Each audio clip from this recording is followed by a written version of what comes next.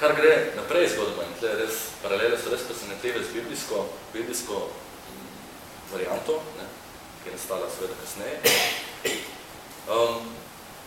Kot zadnje najhujša kazen, ki jo pač Zeus dodeli človeštvu, ne, zaukaže mojstru Hefajstu, bogu kovaču, naj izdela najlepše zlo, ko se glasi slovenski prevod, napačen, kalon kakon, najlepše slabo, najbolj mikavno slabo. In kaj je to najlepše zlo? Ne? Prva ženska, ki jo bogovi lansirajo med ljudi.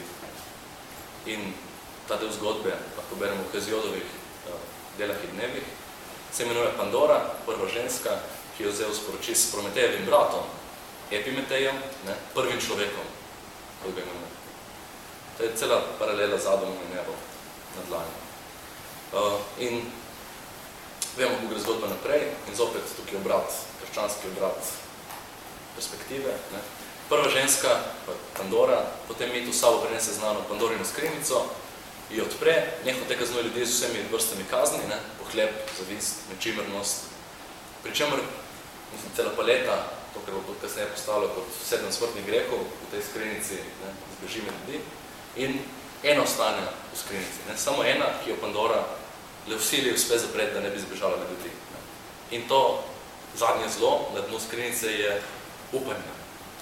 Zlo, slabo za Grke, ne, upanje, to je nekaj, kar je slabo, ker, dobro, tudi treba krepek ekskurs v grško kulturo, ampak nakratko, Grki so imeli upanje za slabo, ker je varljivo, ker obljublja nekaj, kar ni mogoče, ker ni v moči človeka narediti ali pa spremeniti.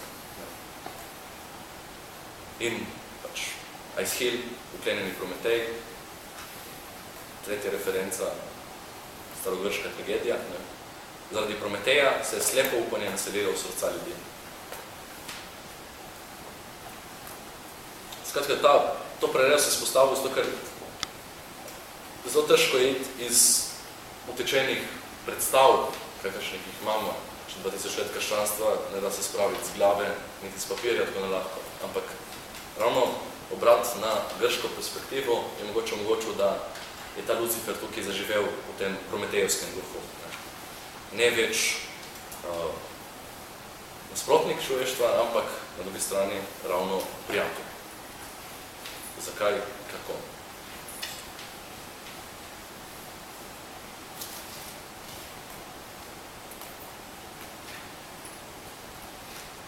Gre za trg dveh pozicij.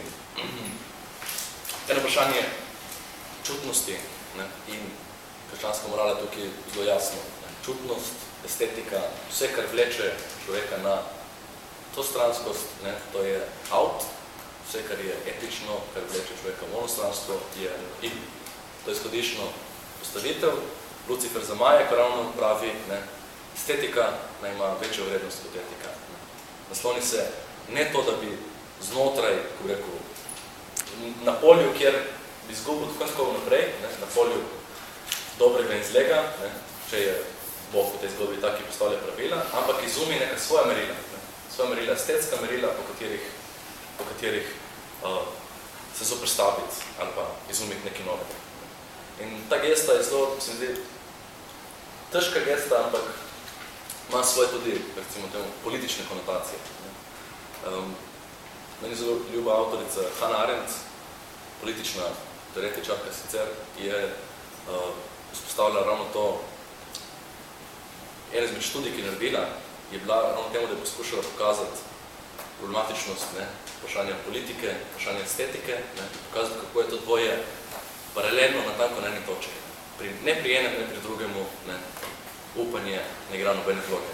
Tukaj ne gre za noben moment objektivnosti, resnice, gotovosti, ampak gre za vprašanje dejanja, ki je vselej varljivo, in dejanja, ki je vselej izpostavljeno možnosti, da propade. In ravno zato je njo, ne, ko govorimo o estetiki, ko govorimo o politiki, nikoli ni pravega mnenja. Ne more biti. Gre za to, da se tukaj spustiš en svet, ki je negotov, za razliko od znanstvenega ali pa etičnega. Ta spust, ta desant luciferijanski, je ravno ta spust v to negotovost.